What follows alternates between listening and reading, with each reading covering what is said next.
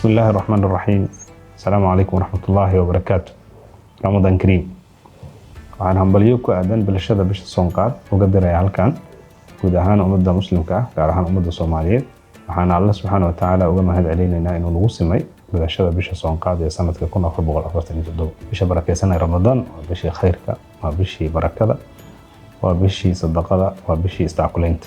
walaalayaal sida ka warhaysan dalkeenu wuxuu marayaa xaalad adag oo abaaro iyo biyo la'aanba leh. waxaan rabaa inaan ku bogaadiyo guud ahaan ummadda Soomaaliyeed gaar ahaan bahweynta jaamacadda Simad inay ka warhayaan bulshada qaybaheeda nugul isla markaasna ay u fidiyaan gacanta kule walaalaheen deriskeen qaraabadeen iyo asxaabteen si aan ugu wada cibaadaysano bishan si wanaagsan.